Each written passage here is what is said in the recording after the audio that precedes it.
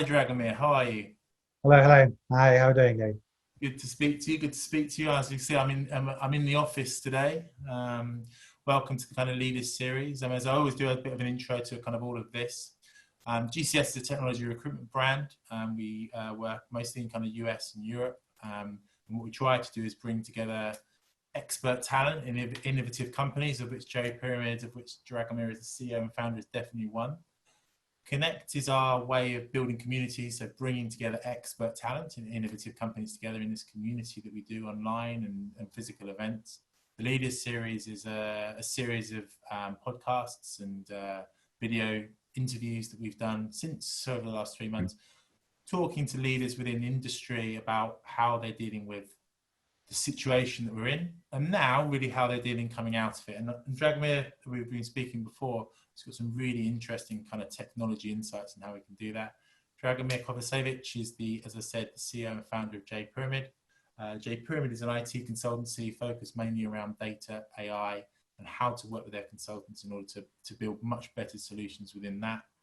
He's got 20 years experience and is a very, very insightful, and I'm going to say it now, very intelligent man. I've had a few conversations with this man, and he's taught me a lot. So I'm very interested to hear what he's got to say.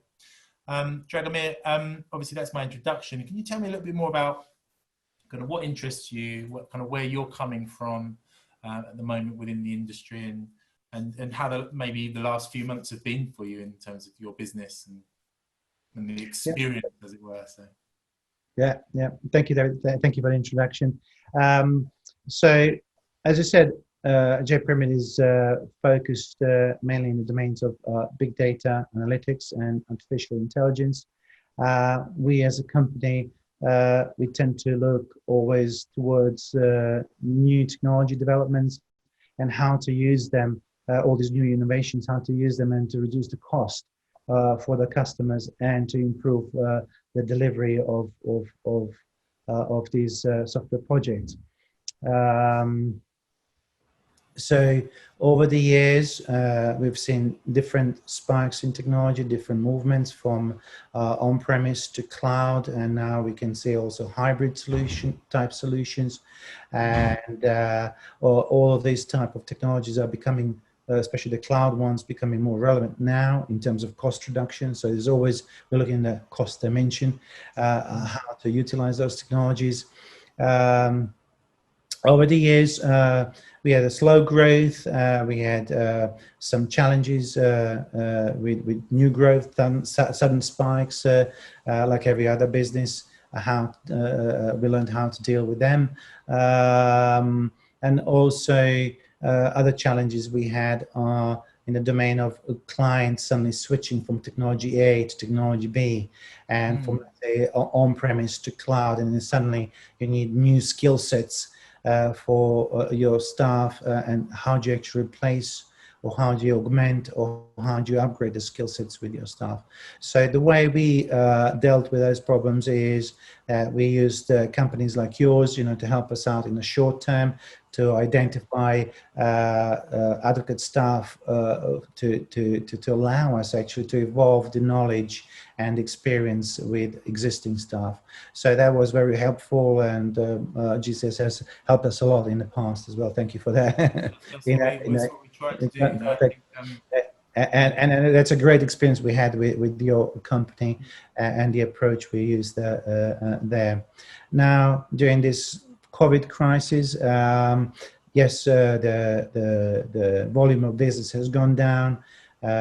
There is an element of uncertainty, and we could call fear from the clients. They don't know what to do in Q2, Q3, Q4.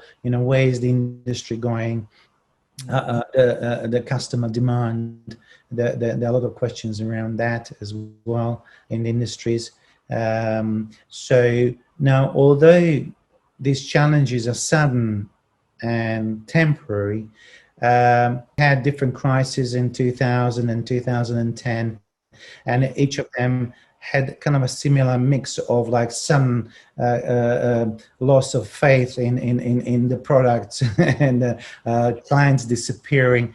But the technologies tend to always mutate in those times of hardship, and they tend to kind of transform. React to the actual problem, you know, Yeah.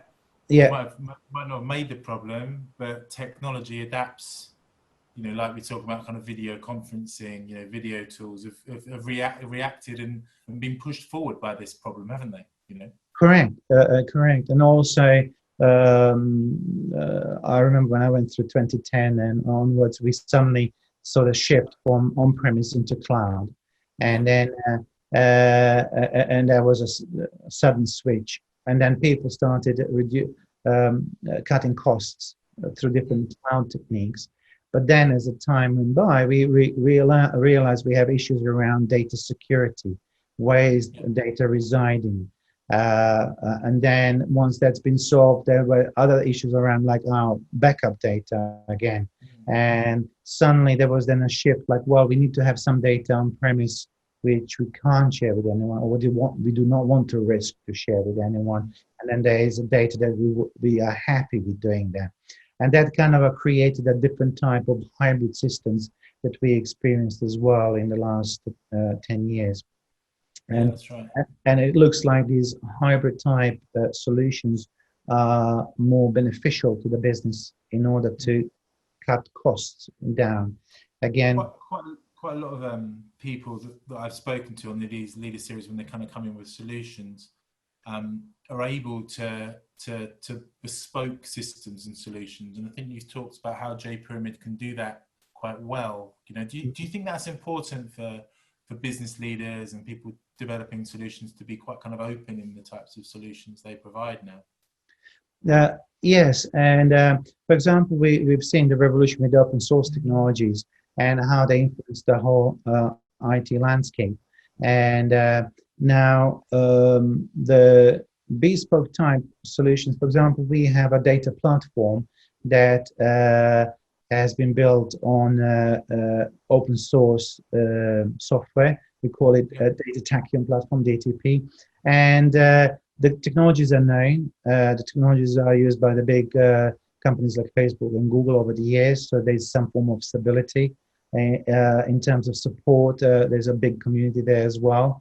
So when we started promoting that type of technology, the main reasoning behind it was on-premise type delivery first. Yeah. And then there was the requirement to deploy a similar thing in the cloud second. And the main reason behind the cloud one was that like clients are finding that, for example, company X offers 60% storage reduction if you buy it for, let's say, 3 years. But company Y offers 75% discount on storage. Now, suddenly, if you have large projects, if you're a big company, corporate, that means like maybe 10 to 100 million pound savings in infrastructure costs. And suddenly then this type of a bespoke open source solution became more attractive. Like, oh, you mean I can move it from cloud provider X to cloud provider Y? Yes. And then what you use bespoke cloud technologies like security that they lock you in on that one, but they don't lock you in a lower level of business application, business workflows, business logic and all that can stay within your domain. So, and as time evolved, some clients then came to conclusion, oh, look, you know, we have such storage, let's say, demands, and in terms of cost, it's really high. So why don't we do, let's say, 80% of it on-premise and push only 20% into the cloud?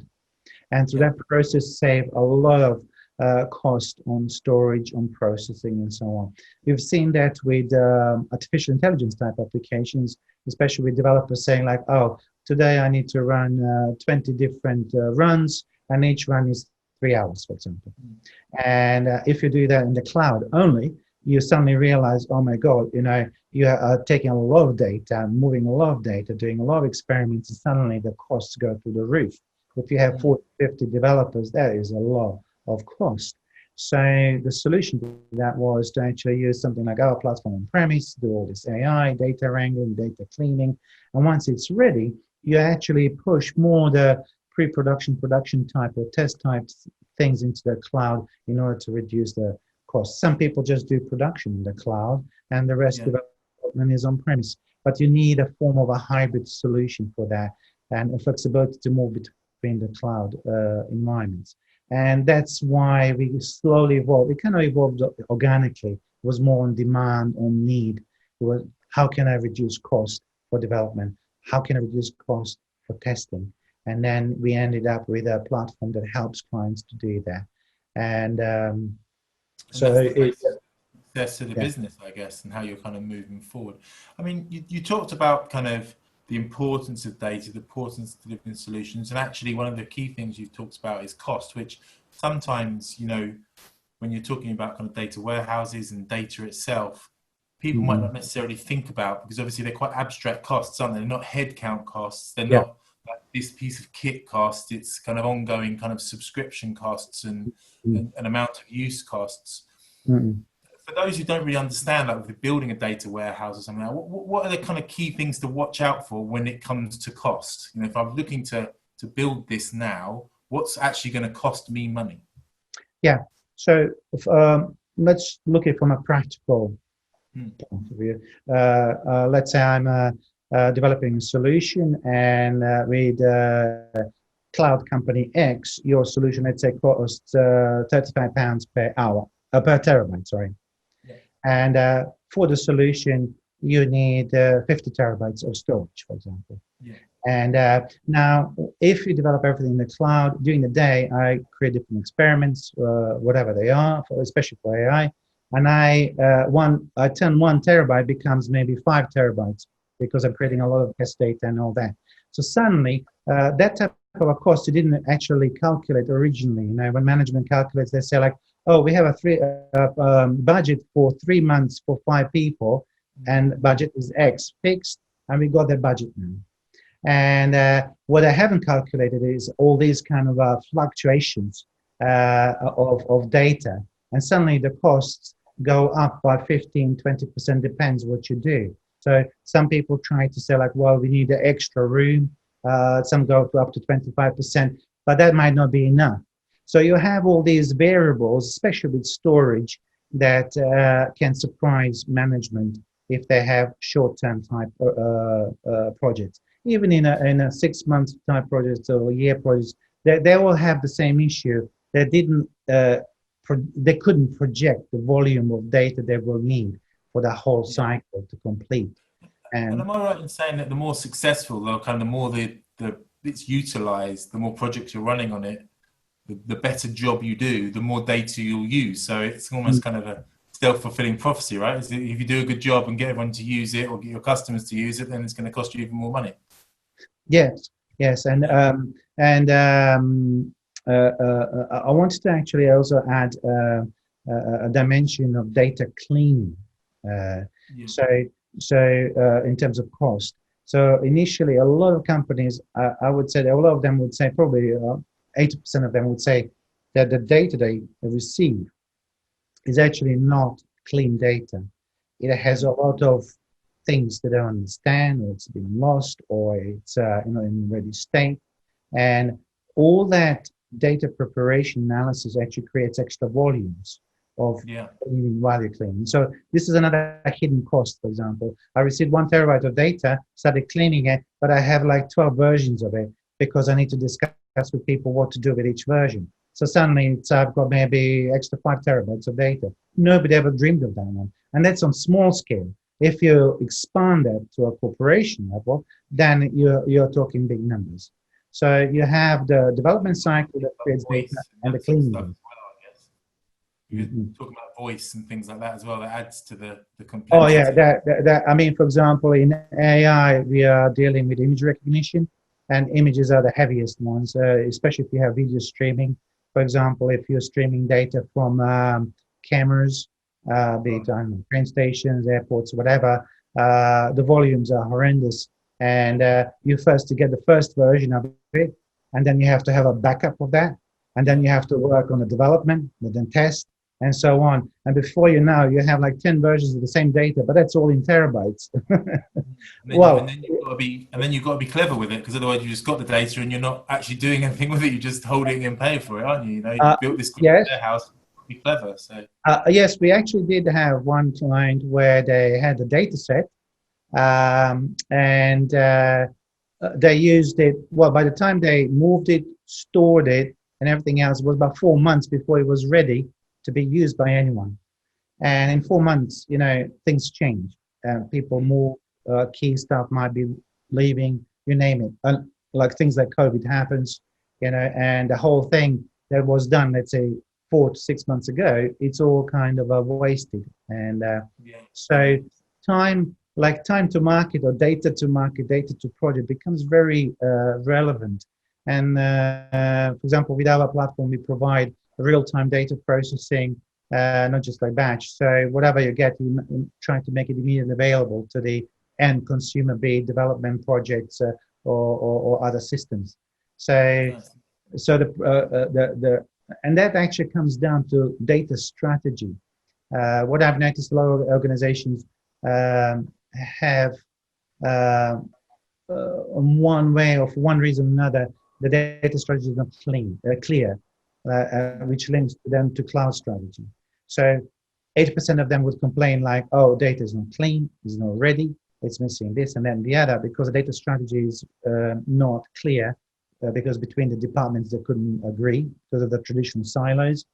And then the cloud strategy, are we going to use one cloud, multi-cloud, hybrid, things like that. And all these things affect the cost in the long run and delays any project delivery, successful project delivery. Companies that want to go online, for example, it takes a long time from tradition to new, and so on. And you can hear in the media some companies are going down because they didn't actually transform in time. No, that's right. Yeah, you can see it in the high street. You can see it in kind of normal kind of area of business, finance, where they weren't prepared, and they weren't prepared for this change. Obviously, this change is very, very exciting. And thinking about this change, I mean, you yourself obviously been in this industry for quite some time. What kind of challenges have you seen in the past that have kind of prepared you, one as a businessman and two as a kind of solutions provider for now? Well, what sort of problems have you had to deal with? So we have I would say several parts to it. One is like growth, when you suddenly grow, and to manage the staff and technology that's with them. Training of staff, that's another one. Upgrade of knowledge, and then we as our strategy is that we always look at 2 years ahead. Right, okay. What's going to happen in 2 years' time? And then, for example, if you look at technologies now... Did you predict this a year ago then, Dragomir? Sorry? Did you predict a pandemic where everyone gets locked down? Yes. I've asked everyone, no one seems... predictive analytics. I predicted this. But... So we are trying to see what is the current technology landscape and what is going to be current in 2 years' time. So, for example, we are looking at a dimension of quantum technology. Yeah. And in 2018, we started looking into that dimension. Just for the uninitiated, for the layperson, maybe like myself, could you explain what we mean by quantum technology? What is that, in compared to, obviously people understand the cloud, but what's quantum? Yeah. So let's try to put it maybe in the domain of AI. For example, if I have an image to do facial recognition of your or my face, I need compute power. And let's say it takes 5 seconds for infrastructure X to process that image in 5 seconds. And it costs you, let's say, X amount. Quantum computing brings us a new way of processing data. The promises are faster processing data. So that happened in 5 seconds might be a split millisecond in the future. What that means in terms of cost, immediately means massive reduction in cost. So, for example, now I can say to you, like, I have a team of 5 people and it takes them 2 weeks to do a model, a predictive model, because they need all this data, all this processing, and it takes 2 weeks. I'm sorry. And you will say, like, oh, what do you mean? you're saying to me we're going to deliver a ready-made system in 6 months. I can't wait 6 months. The client wants it in 2 months. Yeah. So quantum technology will bring that type of processing capability to process data much faster on an exponential scale. And what happened last year, big companies like Amazon, Google, IBM, Microsoft, they started slowly presenting those technologies to us, offering them in one shape or format. And now this year, in 2020, interesting enough, they have cloud services now, where you as a company, as a business, can connect to that technology. Like we made a quantum leap from on-premise into cloud, and then while we're in the cloud into serverless environments, now this is great into a quantum, probably next year. I would expect next year a much bigger number of visible quantum-based business applications, just because they need more power, more compute power, and so that means there will be more usage of the cloud. It means that there will be more data.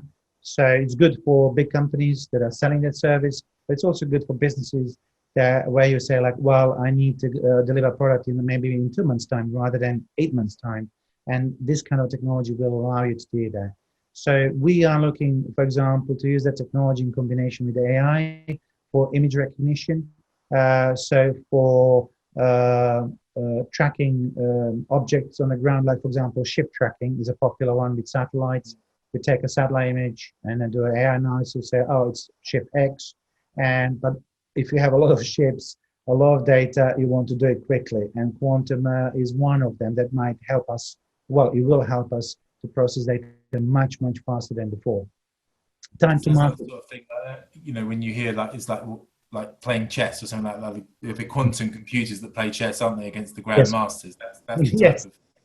Yes, and so we see AI touching almost every part of our activity, whatever we do in the digital space, and that will just increase next year.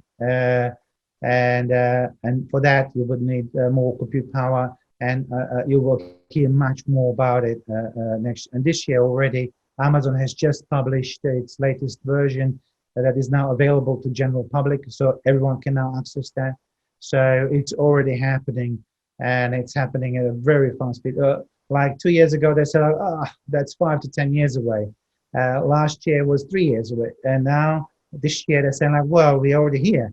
Now it's just a question of somebody to build these new business applications. The last few months has sped up the pace of technology, Yeah. The desire of people for change, really. Yeah, and I think actually, again, it's driven by cost. I think the big players have realized businesses need to somehow reduce cost. Everyone's going to AI again. It's a lot of data, a lot of AI.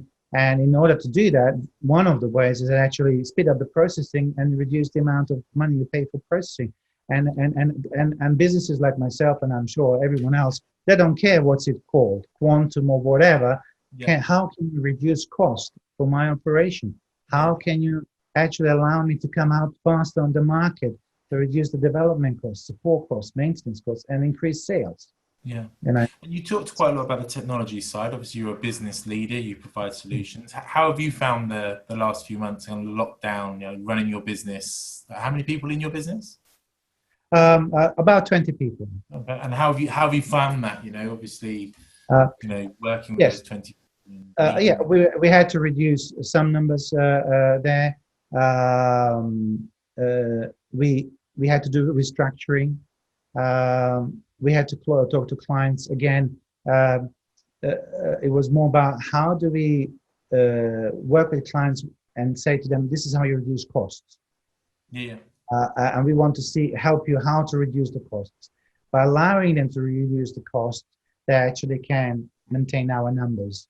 Maintain the relationship. So there is that challenge. Allows them to do that, then that increases your value, doesn't it? Yes, increase my value and survivability as well in this domain. And how have you? For you, I would assume, because what you guys are working on is quite high level, quite intense. This isn't if I don't want to be kind of rude, but this isn't, you know, your average everyday like IT project. This is quite kind of deep stuff. How have you best found the way to collaborate without, I guess, sitting around and kind of whiteboarding everything and that sort of thing? Well, how have you managed to develop these solutions remotely?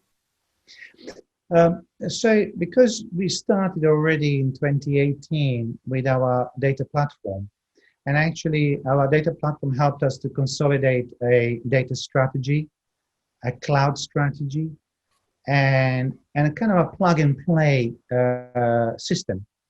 So we realized as the time goes by, we need to add technology X. There's a new technology X, and we need to throw something out and bring something new in. So I worked with the team to first define these strategies.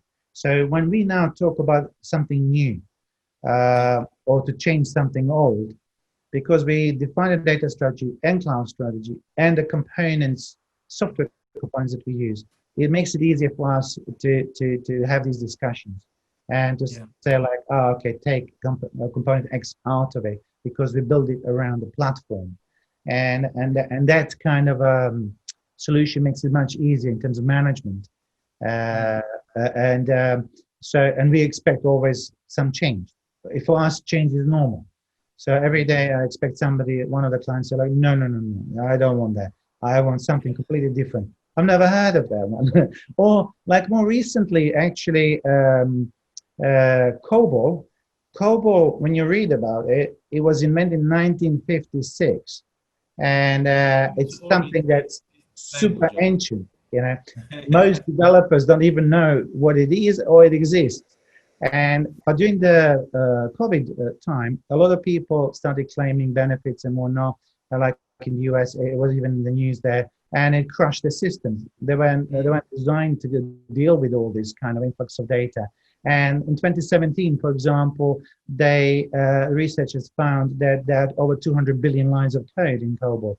Our banking system here in the city, over 80% is still running under the bonnet, deep underground business processes that if it ain't broke, don't try to fix it. Exactly.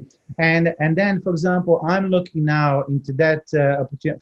ATM machines, over 90%, they're all COBOL driven under the bonnet, deep underground. Yeah. So we are now, for example, looking into technologies.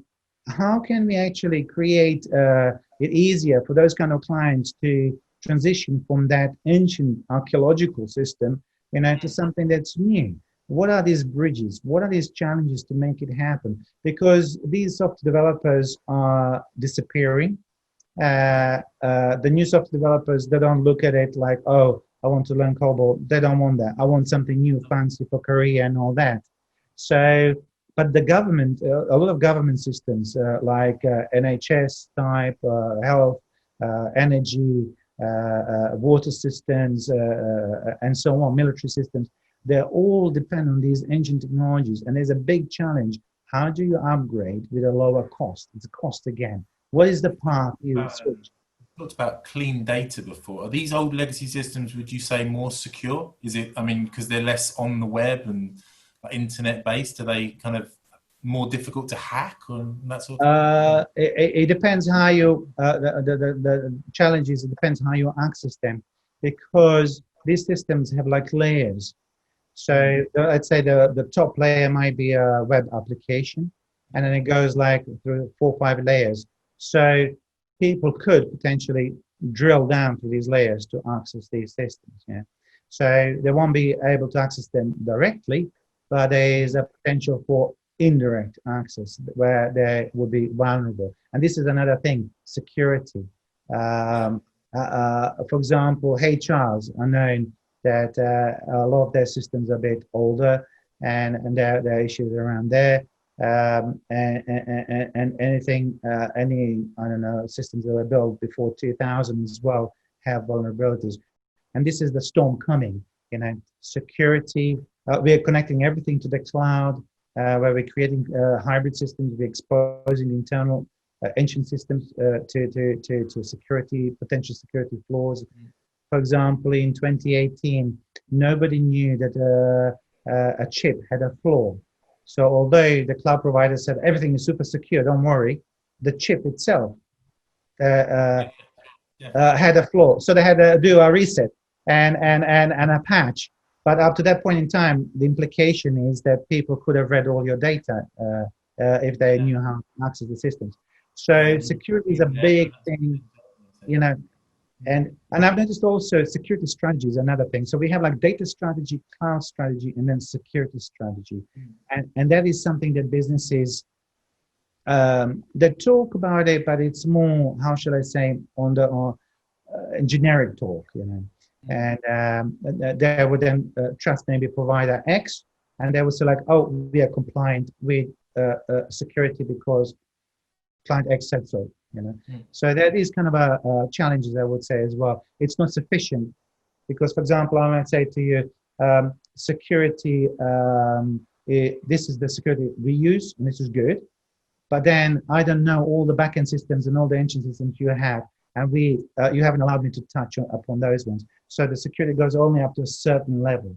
So these are the challenges that are coming with new frameworks. So how to deal with old technology and how to deal with security with the old technology. And we are looking at different supply chain of companies as well, because companies now are interrelated. Talk about kind of Amazon or a big manufacturer, and they're linked into that supplier, that supplier, that supplier. It kind of goes down the line.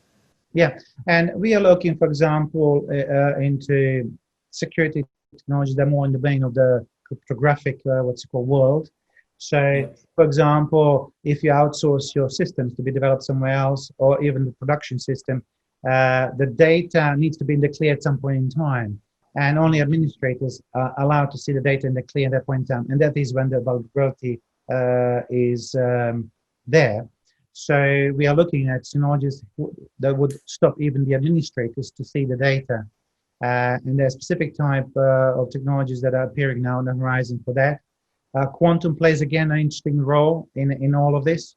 So there's a lot of development in using quantum type cryptography to secure your bank accounts and many other things. And that's coming, it's already in development, it's been around for a while, but I would expect in 2021 probably to see more of that type of technology happening. And there are already some noises in the industry where they're trying to use it for video conferencing, for example.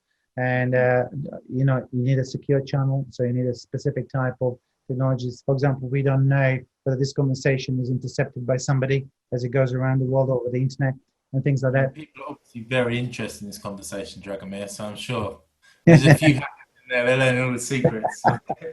I mean, if you were to, when you sit down with your clients and the advice that you give to leaders, what are the key pieces of advice that you give to leaders kind of coming out of this sort of planning kind of digital and data transformations now? Yeah, so my key advice would be to be clear on a strategy that you want to implement for your IT delivery. So, for example, data strategy. Be clear to your staff, to your management, this is what we want to do. And these are the projected costs. So if you have investors, the investors want to know what you're up to. Why would I want to invest in you? And you could say like, well, we have data strategy, we have cloud strategy, we have security strategy.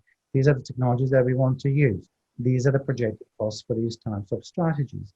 So it gives confidence to investors, to your own staff, and and a notion that you know what you're doing, rather than having kind of a gray area in all these three domains.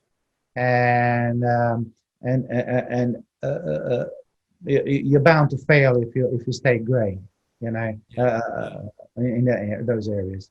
And you can already see in the industry, every now and then you see or hear in the press, for example, leaks, security leaks, data breaches.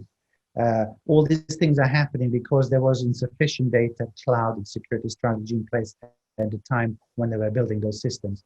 And that's why it's easy for somebody to walk in and cause havoc to an organization. Yeah, and that can be bad, and it kind of bad business-wise, but it also could be very bad kind of public relations-wise, image-wise, that sort of thing, can't it? Absolutely. I mean, we've seen the case Yeah, absolutely. We've seen the case, I suppose I can mention that one from the NHS, because it was in the public domain. They had to pay out hackers basically to release the records of the patients in the hospital. And, Yeah. and they had no other option. Yeah. So nobody could help in that context. But then immediately like, oh, okay, what's happening with the security strategy in that hospital? You know, Yeah. how did that happen? And then if you start digging deeper, you'll find out very fast, you know, that the rules were relaxed. Maybe, you know, there wasn't clear guidance and so on. So we, as we go into the future, I think security strategy has to be, I would say, at the front of all your activity. Yeah. And from In what order, you've said, you know, yeah. developing kind of low cost solutions. So you're thinking about the cost as well as the tech. Yes. Because sometimes if you make the tech right, then the cost can kind of spiral out of control, right? Yes. Yes, and it's a combination of things, reducing costs, for example, on storage, on processing. That's one dimension. But then also you can reduce costs and security as well. There might be some simple measures that you can do in the organization that don't need like super technological approach.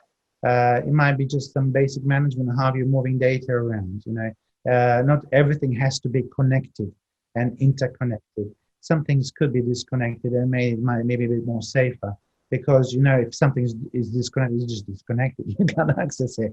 And then you know there are different protocols. Like in the past, we learned to how to secure data and how to make it safe for everyone, how to deal with data, how to transport data, move it around.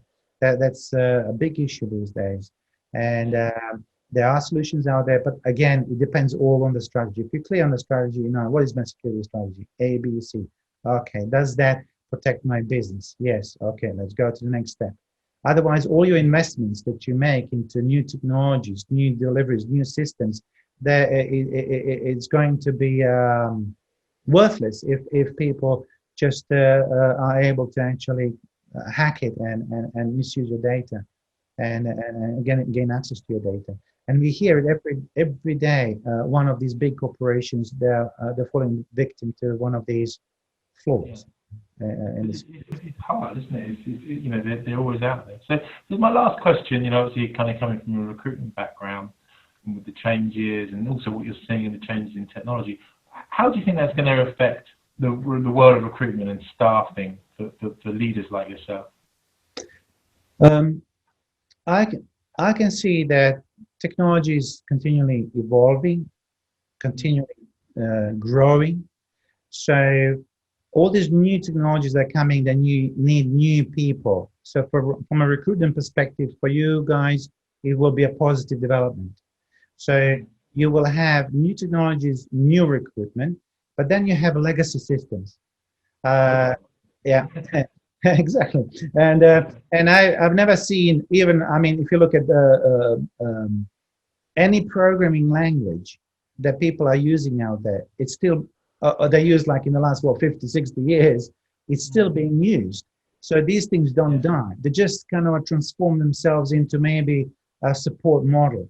So for companies like yours, I think I can see a great future, you know, all this new tech coming in 2021, all these new kids coming out of their universities and whatnot, they need to find jobs. They will go to people like you and say like, I have this new quantum capability. I've just done 3 years on quantum. I don't know anything about Python anymore. Forgot no data science, no big data. I just want quantum. And there's a new type of customers, you know, coming out onto the market.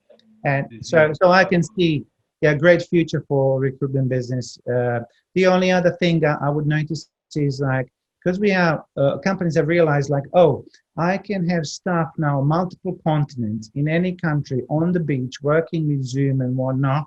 And especially in IT, like, oh, you don't need an office. You don't have to be in the office. I just gave you the requirement, go off and do it. So that type of behavior, I think, and capability reduces the cost again on the business side, but it's a challenge for companies like you. Like, oh, that means somebody else will be recruiting those people somewhere else. because they're available. Global reach, really, of like Yeah, being able to create that network. yeah, exactly. And then I've noticed is maybe one of the solutions to a company like yours is that to start looking into the dimension of the social media. How do you use social media? Facebook, Instagram, YouTube, Twitter, and all that, and create a social media strategy for global type of recruitment and delivery. And to give you a competitive advantage, because to that process you potentially have access, maybe instead of 1,000 people you have maybe 50,000 people in your pool that offer those services maybe in a regional level. So for example, you mentioned originally you're focusing on Europe and the United States, but maybe suddenly Latin America, Africa, Asia, the new territories for you that allow you to do it through a social media strategy process, how you recruit people, how you interview them, and how you deploy them onto the market. So this is something that we are also looking into, this whole dimension of how you use that, because the new generation, 20, 30-year-old ones, that kind of a generation demographic, they're all there. They're not consuming news or data anymore through like standard TV channels or whatnot. Even the Netflix generation, it's kind of slowly transforming into this new generation of social media only type information. And this is where you catch their attention. This is how you communicate with them. And this is where you recruit them potentially and deploy them into the workplace, in a kind of virtual space. So I see those kind of movements in the future for recruitment as well. Brilliant. Well, fantastic. Well, Dragomir, it's great to speak to you. We are obviously at GCS very focused on our kind of social strategy. Obviously, one of the key points of that is speaking to great leaders like yourself on these Leaders series. So hopefully that's a good start. But it's been really interesting, very enlightening, and I look forward to kind of working with you over the coming years and seeing what we've put together. So thank you very much. Me too as well. Thank you very much for having me.